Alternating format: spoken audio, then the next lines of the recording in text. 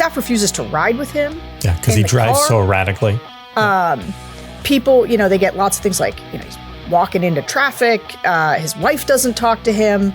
This is like bigger than sort of the jokey, hey, JBL, do you think this guy should be the president? It's more like, this is a very sad story of somebody who like clearly needs help.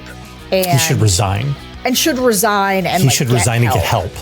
Hello, everyone. This is JVL here with my best friend, Sarah Longwell, publisher of the Bulwark. Happy Friday, Sarah. We were together mere hours ago on the great Bulwark Live Ask Me Anything show with Timothy. And now here we are again. And I want you to know that I see you wearing your Polo branded shirt with the popped collar.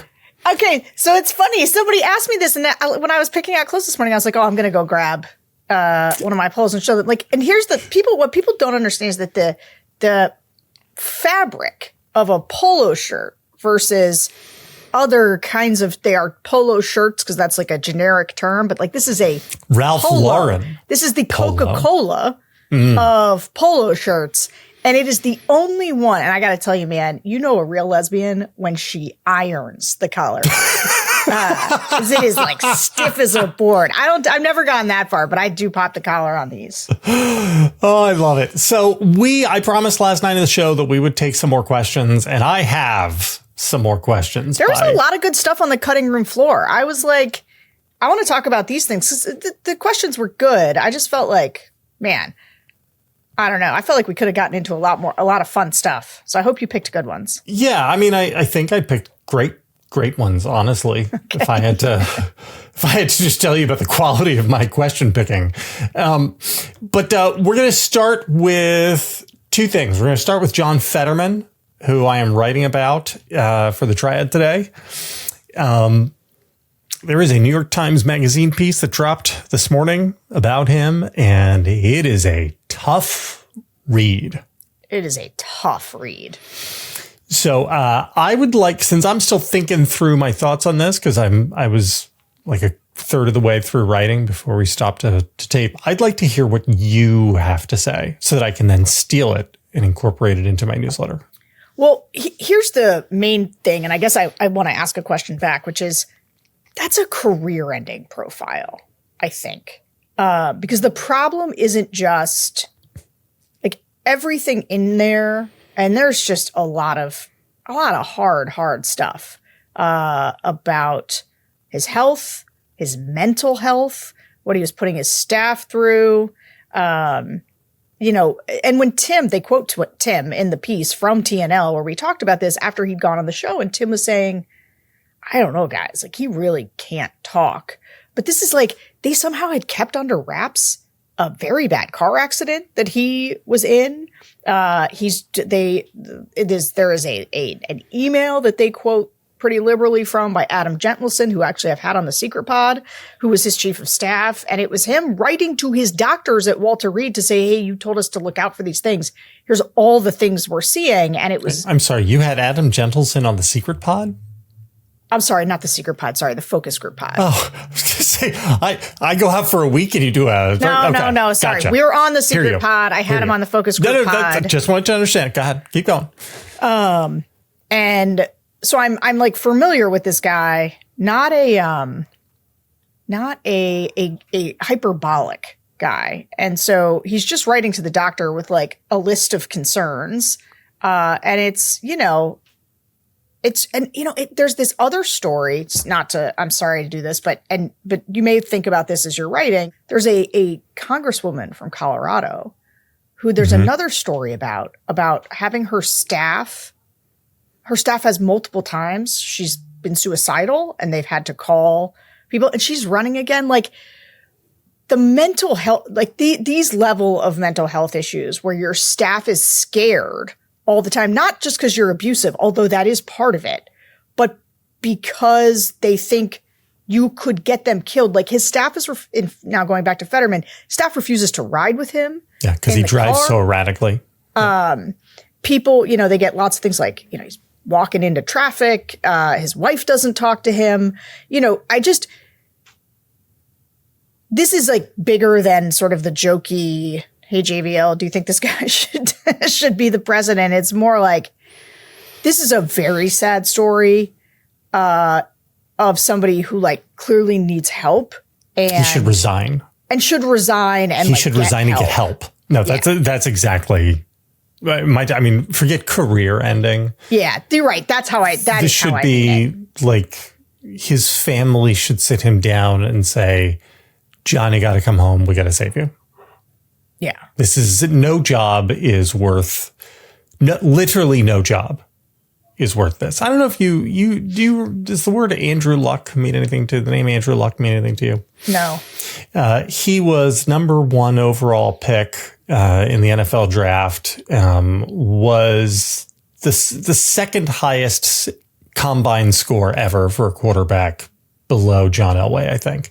Okay, I can't believe you asked me if this name meant something to me. You know full well it wouldn't. Well, so he played for the Indianapolis Colts. He was an all-pro. He was great and was heading to a Hall of Fame career, and he just retired. And he was like, my mental health is deteriorating. Like the toll that this is taking on my mind is like, I got to hang it up. And there was a little bit of like, oh, can you believe what wusses players are today? In my day, Fran Tarkenton played without a helmet even. But I thought at the time, good for this guy. I love this. This is how you like set an example for kids. And Fetterman could do a lot of good by resigning and getting help and like having a long and productive life. Yeah. Like that, the single best thing he could do for America, like, would be to lead by example in that way. Yeah. Right? And I had sort of forgotten in my mind, like I remembered the stroke, but the stroke was preceded by hospitalization for depression. I don't think that's right. No, I think it was the other way around. Yeah. But sorry, you're right. I had forgotten though. I had forgotten about the depression side of it. It's hospitalized for 6 weeks, I think. Yeah. And that is, and I think at the time, right, we all said like he's getting help and that's really brave and he's talking about it. I remember reading a profile of him and like crying during it and just being, but he needs help. And it's not fair, like to his, like, and here's the thing. Normally when I see stories, I think Tim tweeted something like this today and it's exactly right. When I see stories from staff being like, my principal is mean or, difficult. And I'm like, Dave got a really hard job and you shut up. Like, what are you doing? Like, the whining of staff members is my least favorite genre of like, oh, are you 23 supporting this person? Like, no one needs to hear from you because very different views of these things.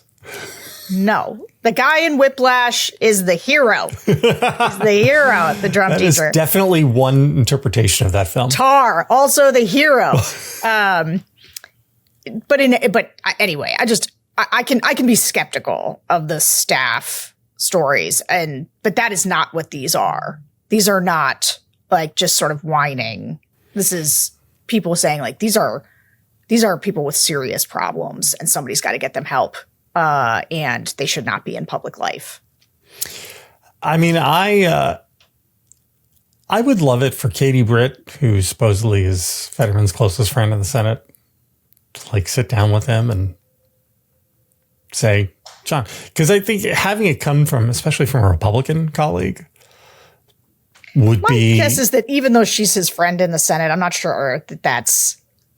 No, I think my guess is that there's much more important people in his life that had nothing to do with politics that could be the right ones. Maybe there are about it. Although maybe those people have been marginalized. I don't know. That's the other thing that's in this piece is that he's pushed away a lot of the people who care about him, which is, a thing that people do when they're battling demons. And yeah. Oof. All right. Well, if you have any other brilliant thoughts that I can steal, let me know. Well, just to wrap it all up into what I think is a general, I think as Democrats are trying to figure out what they're going to be, when they grow up into a post-Trump era or after these, or how to even handle these next 3.5 years. It's interesting to watch different people do different things. But Gretchen Whitmer, who I don't want to spend too much time on, but she did do like a damage control interview with the Pod Save guys. Mm-hmm. And I got to say, that was one of the lamest things I've ever seen in my life. And so just so you and I are on equal footing, where people that we have thought would be good futures of the Democratic Party, like bad news for both of us. We do not, neither Gretchen Whitmer nor John Fetterman, I think, are in a position to have any future role. I think she made it worse. Oh, I mean, 100% made it worse. And like, by made it worse, I mean, she just revealed again that she doesn't have it.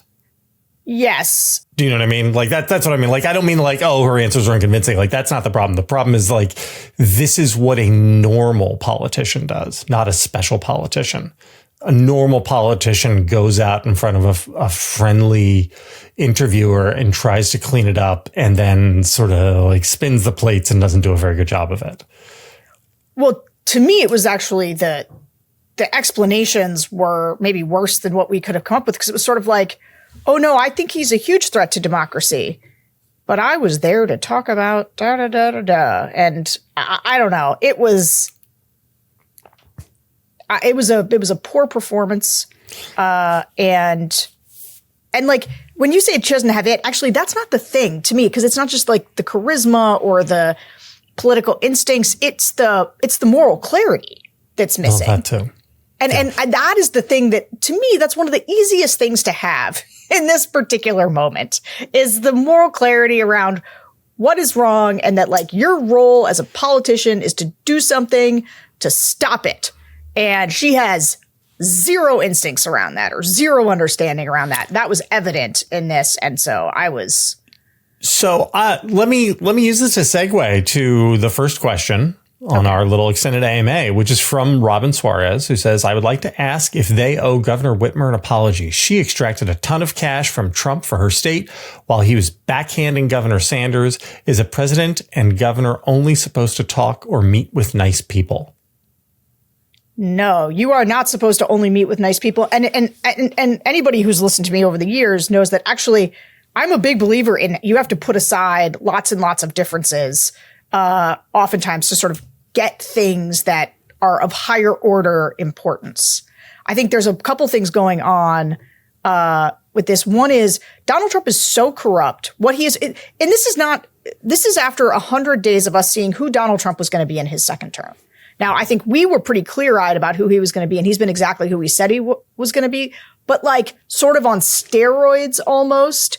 And so you can't have like a bespoke issue for your state that is a higher order concern than the damage Trump is doing right now. This isn't about him being mean or nice. This isn't a guy who sends mean tweets. This is a person who is currently trying to ignore the Supreme Court's orders, totally scamming people, like running the most corrupt administration we've ever seen with crypto scams.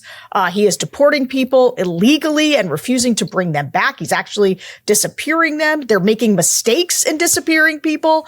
And then there's, I'm not, it's the things he's doing bad on the economy, like tariff stuff. That could be like a normal political thing, but he's doing all kinds of, the way he's going after universities, trying to take away Harvard's tax cuts, like he's doing so much that is so high up on the authoritarian ladder. Your choice as a politician right now, your only choice, in my opinion, is to, and I fought this actually, JVL will tell you, he wrote some early pieces saying Democrats' only job was to be the unrelenting opposition to Donald Trump. And I was like, that's not true.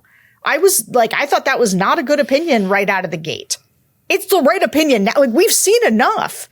There's no like encouraging Trump to do the right thing. There's no bargaining with him. All she's doing is alibying him. And it is wrong. This is the thing. These are the up and down issues. This isn't about policy. Like, if we wanted to live in the normal world and talk about policy, that would be super fun for me. But that's not where we are. We're in up and down, right or wrong territory. And this is wrong. What do you think, JVL? I certainly don't think we owe her an apology, but I like treating things with forbearance, and understanding people's needs with their constituents, but that's not what this is. I mean, I would say that the view from that questioner is basically that people who are elected to high office only have one set of duties, and that set of duties overrides all other claims on them. And that set of duties are like, delivering dollars to their constituents. And I just think that's a misconception of how we ought to view the trust of public office. That there are other sets of duties to people who even aren't your constituents. You have duties to people who can't vote, duties to people who don't vote, and duties to people who are from outside your state. And those duties include, trying to perpetuate the rule of law. And if if in order to get a few shekels for your constituents, you have to help the undermining of the rule of law, which is what she did, then that is actually, you are not actually serving your constituents in the highest way, in the most important way. And you're not serving America in the highest way, in the most important way. And you can't then go and turn around and say to America, sure, I sold a bunch of you out in order to get my military base funding because I was only concerned about Michigan. But trust me to fight all the big fights for you on your behalf, because then you will be my constituents and then I will not sell you. Like, you know what I'm saying? Like, do you know what, though? She's not going to run for president. I hope not. No, I just observing the behavior. That's not somebody who's trying to run. That's somebody who's thinking about what boards can I be on? Like, what's maybe next? Or switching parties. I wondered, is she a candidate for party switching? Probably not. Probably. I don't think so. I think that's too far. All right. So do you want to do some questions? Yeah. All right. I want to start with some substantive questions, and then we can move on in the second half to the more personal stuff. Because so if you want personal stuff, go ahead and skip ahead, and if you don't, then you can turn it off after we do the substance. From Camille Hirsch, 3 big indicators that you're going to be paying special attention to over the next few months to gauge whether Democrats are making progress sticking out of the hole they are in public opinion. What are indicators you're going to look at as signs of health or weakness in the Democratic Party? I think that over the last few weeks, we have seen some people creating a model for what it looks like to do pushback in a lot of different ways, right? There's sort of the Cory Booker way. Let's take a big stand. There's the Pete Buttigieg way of going into what might be considered slightly less friendly territory and kind of doing a media tour. And I think the question is going to be whether or not the rest of the Democratic Party, we shouldn't be able to name the Democrats who are actively out there sort of. You should need more than one hand to count them, right? If you asked on the Republican side who was out there doing, it's all of them. Dan Crenshaw, Marco Rubio, Ted Cruz, the guy who wants to body slam people. Elise, they are creating stars left and right who are out there, who are household names that you probably feel a real disdain for, and who are the Democrats that are doing that? And also, for me personally, one of the things that I'm looking at is I think you have a lot of the maybe more moderate candidates that I am a fan of personally. But part of the thing about it's not that they're moderates policy-wise, they're often temperamental moderates, which means that they're sort of less inclined toward activism or getting out there and pushing and kind of making a ruckus, which means that you end up leaving that job to sort of AOC and Bernie and Jasmine Crockett and sort of people who are have then on policy, but just represent the much further left flank of the party. And I don't think that's healthy. That to me is a really unhealthy signal. I think you need, just because somebody's a temperamental moderate doesn't mean that they can't be out there right now. In fact, especially they need to be out there right now saying in their temperamentally moderate way, why what's happening right now is extreme, out of bounds, scary, like whatever. You don't have to scream and yell. Just say Donald Trump can't ignore the Supreme Court. Or whatever it is. But so a big sign of health for me will be if they start to understand. Also, like, if they start to understand, A, what their job is, which is getting out there and being part of making the case, and doing it in a way that is not cringe, because, boy, are a lot of the ways that they're sort of approaching this in the first order pretty cringy. And also, do they figure out, they are wrestling with, I know that they're wrestling with how they approach the media environment now. They seem to like just be catching up to things Republicans have understood for a long time. And I'm waiting to see signs about whether or not they do understand that environment. One of them would be being out there more, but there's a lot of other signs too.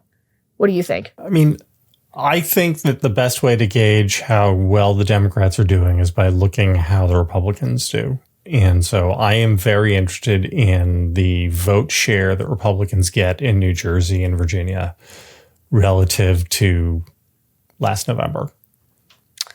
Well, do you mean in the gubernatorial races that are happening? Yeah, yes. No, that's a good point. So, 25 is going to have some things. Yeah, so we're going to have some elections, and I'm very interested in those, and to see.